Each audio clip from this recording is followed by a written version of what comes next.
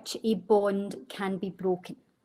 Okay, so for any chemical reaction to take place, reactant bonds must be broken in order for new product bonds to form.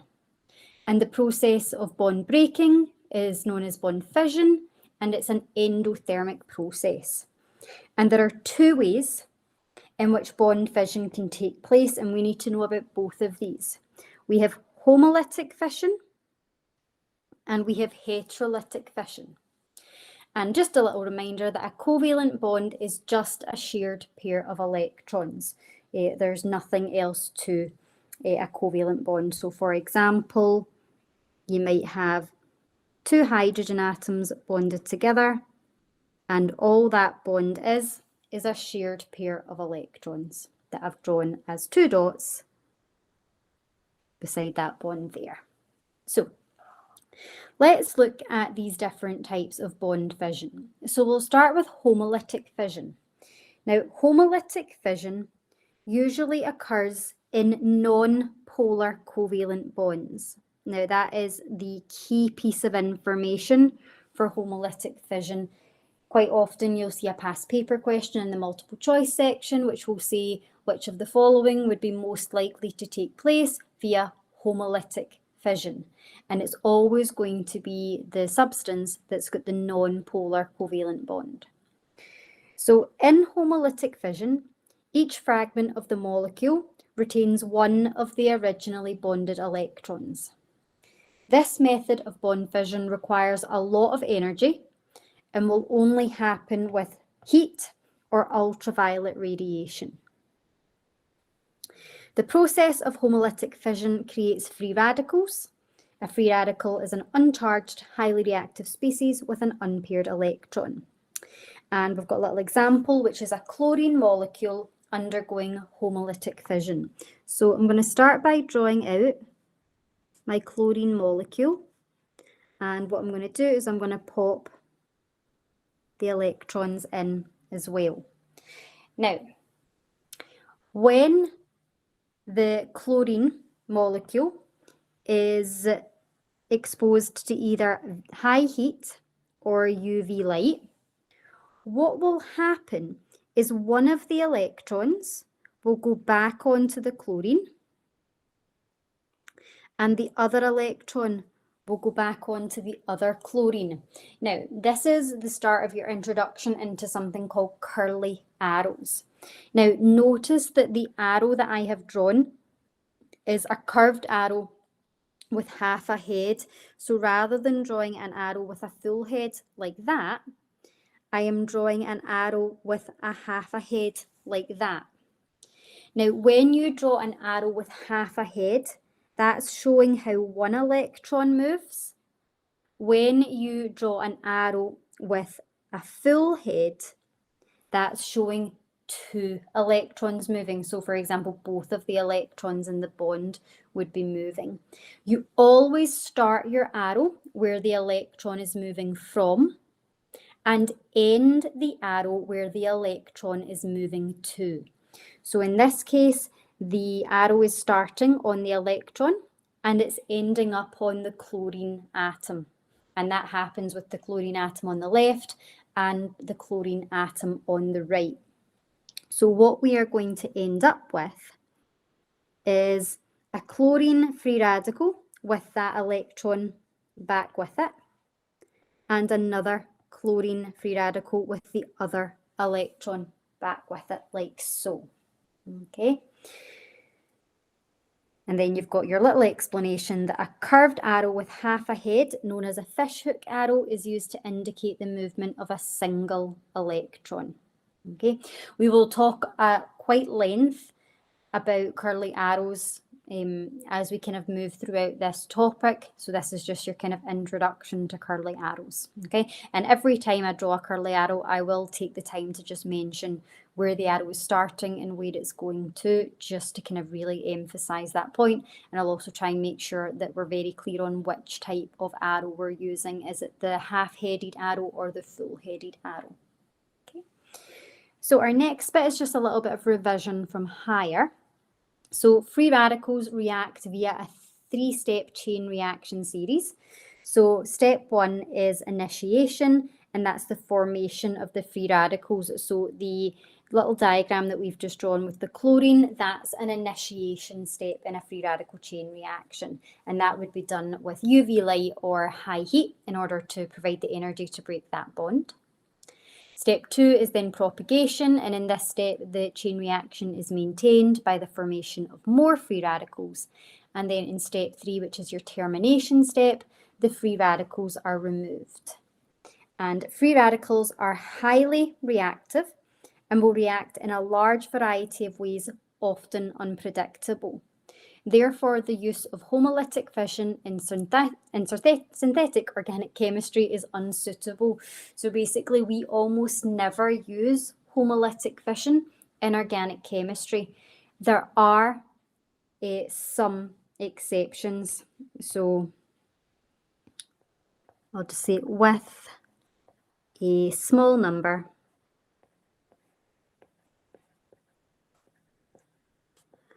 of exceptions, because we will see it come up just a couple of times.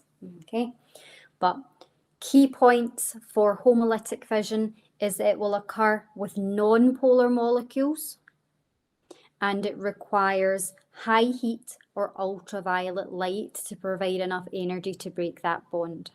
Okay, and the electrons in your bond, one of those electrons goes to one of your atoms and the other electron will go to the other, creating free radicals.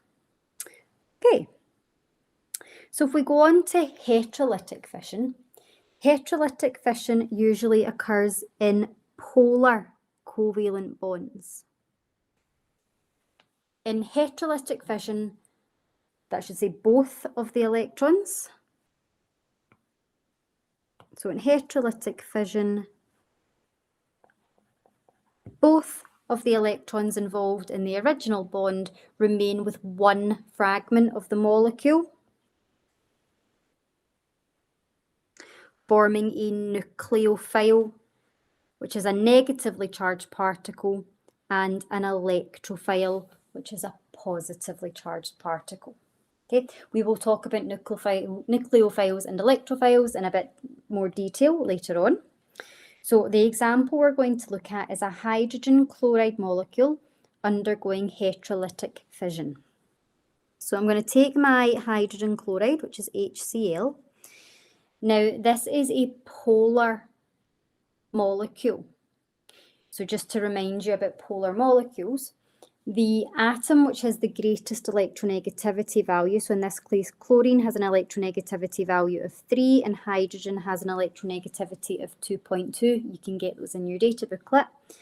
And what that means is the electrons will be closer to the atom that has the higher electronegativity value. So that will create a slightly negative or delta negative charge on the atom with the higher electronegativity value, and a slightly positive or delta positive charge on the atom that has the lower electronegativity value. Now, when we are looking at this bond breaking, we're going to use a full-headed arrow. So that's going to show both of those blue electrons. So I'm going to start my arrow where the electrons are. So the electrons are in the bond. And then I'm going to end the arrow where the electrons are ending up, which is on the chlorine. So remember that that bond between the hydrogen and the chlorine, one of those electrons came from the hydrogen and one of the electrons came from the chlorine. Now the hydrogen now has one electron less than it had at the start. So your hydrogen now actually has no electrons. So that's going to form a hydrogen ion with a positive charge. And then the other product will be the chlorine. Now the chlorine is getting back its original electron plus an electron from the hydrogen. So the chlorine has one more electron than it had to begin with, which means the chlorine will have a negative charge on it. So if we look at these in terms of nucleophile and electrophile, our nucleophile is our negatively charged particle, so the Cl minus in this case is the nucleophile. And then our H plus is our positively charged particle, and that's our electrophile. Like so. And then we've got a double-headed curved arrow known as a curly arrow, is used to show the movement of two electrons. And the electrons will move towards the species with the greater electronegativity, forming the nucleophile. All right. So we'll now go on to just talk a little bit more about electrophiles and nucleophiles, because it's not always quite as straightforward as being, oh, a nucleophile is always going to be negatively charged and an electrophile is always going to be positively charged. Unfortunately, it's not always just quite as straightforward as that. So let's go on to nucleophiles and electrophiles. So organic chemists use the term nucleophile and electrophile to describe electron pair donors and electron pair receptors, respectively.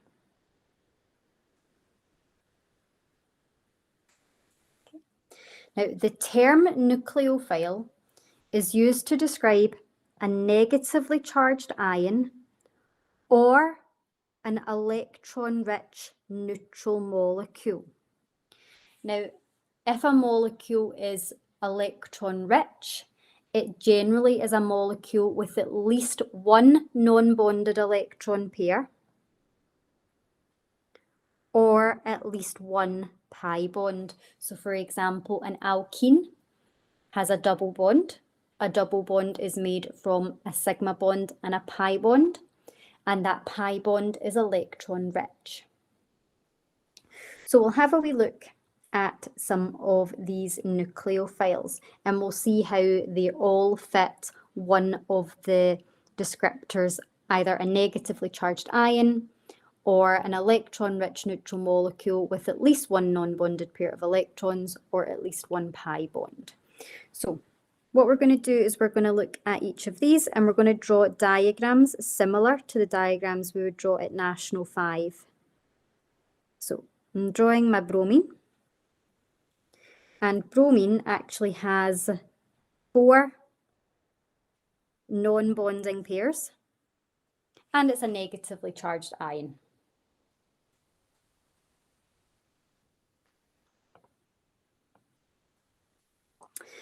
For our OH minus ion,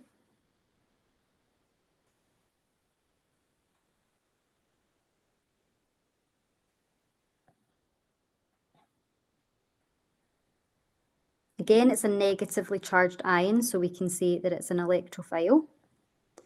And it also has 3 non-bonding pairs of electrons.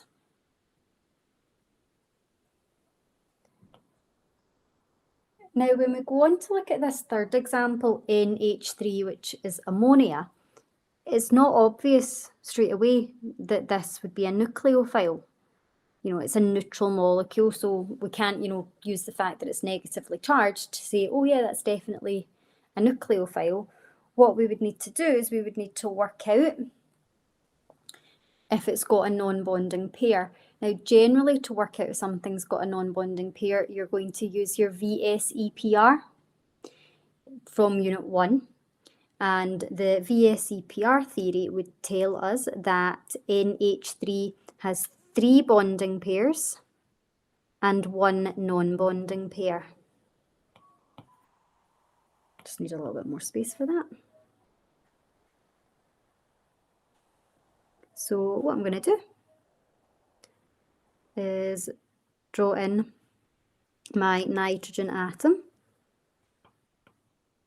I'm going to pop in the 5 electrons that it has, and then I'll pop my hydrogens on like so.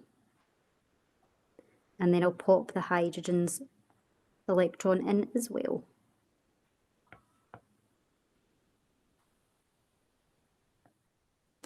Like so. And what we can see up at the top here is we've got our non-bonding electron pair, which is why NH3 is able to act as a nucleophile. So that electron pair can be donated, which is what makes a nucleophile a nucleophile. And then our final example, which we're going to draw in a very different way, is C2H4. So that's an ethene molecule, which I'm going to draw like so. And what I'm just going to do is probably pop in just like a little sort of cloudy bit here and here, and we're going to label that electrons in a pi bond.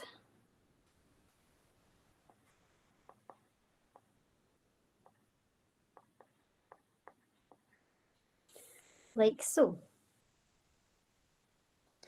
So because those electrons in the pi bonds aren't involved in an end-on overlap, they're involved in a sideways overlap, it creates a little area of kind of basically creates a little pocket of negative charge, a little pocket of electrons, and that is also able to act as a nucleophile. And where I've just kind of done that little blue highlight, that's kind of where you would find those electrons in the pi bond. So I'm just going to give you a wee moment just to make sure that you've had enough time to copy those diagrams in if you are copying them as we go.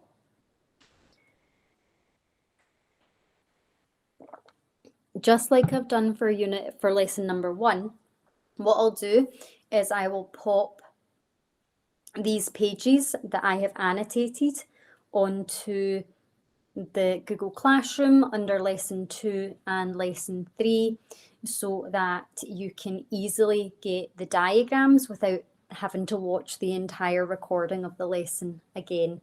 If you need to get caught up on the diagrams, like if I go too fast, or if you just want to check that you've copied them in correctly, then I will do that. The stuff for lesson 1 is already on the Google Classroom, and I will do the same for 2 and 3 as well. Okay, and as well, if anybody has any questions as I go throughout this, please just type your question into the chat box, and then it'll ping up on my screen, and then I can answer any questions that you have kind of as we go. Okay, so the term nucleophile means nucleus loving. Therefore, nucleophiles are attracted to and will attack a species with a positive or a partial positive charge. And we are going to see lots of examples of that happening. So the term nucleophile means nucleus loving. So nucleophiles are attracted to and will attack a species with a positive or even a partial positive charge. All right, so the term electrophile is used to describe a positively charged ion or an electron deficient neutral molecule. They are capable of accepting a pair of electrons from an electron pair donor to form a new covalent bond. The term electrophile means electron loving. Therefore, electrophiles will be attracted to and attacked by nucleophiles. Now, there is a major typo in this book that I thought I fixed, but I clearly haven't. So we've got, for example, a hypothetical nucleophile. Now, I've got that as an Nu+. Nucleophiles are the negative charge. So we're going to change that to Nu-, attacking a hypothetical electrophile, and I've got it as El-. Now that's going to have to be El+. Okay, so just make sure you've got those changed. Right, so let's just look at this hypothetical example. So this is any nucleophile attacking any electrophile. So what we would have is we would have our nucleophile with its negative charge. And what I'm also going to do is I'm going to pop one of the non-bonding electron pairs onto the nucleophile so that we can see them. Okay, so that's going to be the electron pair that's going to be donated. Okay, and you'll see how that happens in a moment. And I'm going to draw in my electrophile, which is going to be my El+.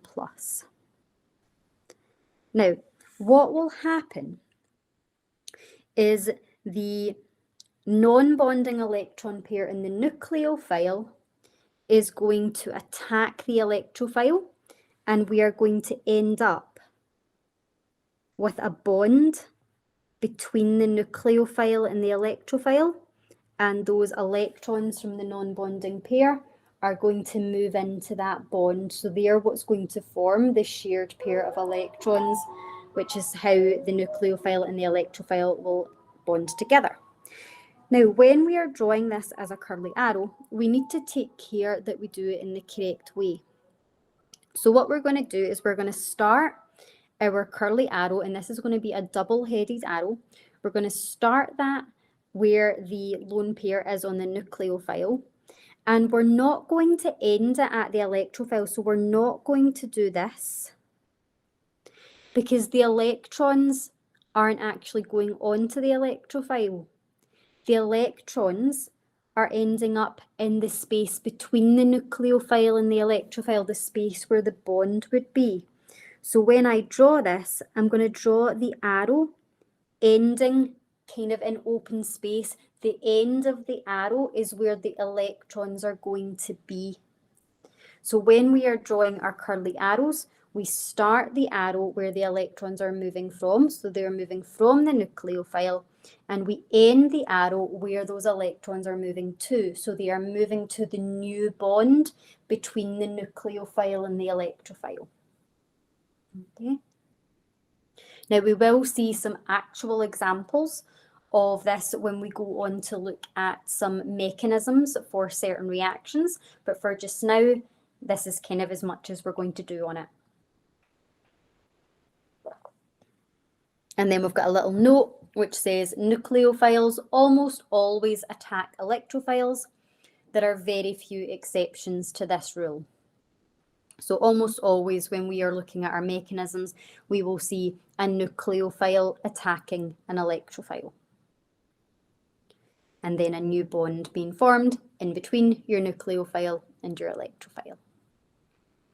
Okay, all right, so that's basically us sort of finished what would be lesson 2 of the organic synthesis topic, which was on nucleophiles and electrophiles and your types of bond fission. What we are now going to go on to look at for lesson 3 is alkenes. Now we are going to be looking at alkenes in quite a lot of detail. So I have kind of put aside 3 lessons for looking at alkenes, and then there will be some questions on all of the work that we do on alkenes. So when we look at alkenes, and in fact when we look at pretty much every different type of compound that we're going to look at in the synthesis topic, we are going to look at how we can prepare that compound. So for alkenes, we're going to look at the ways in which we can prepare alkenes.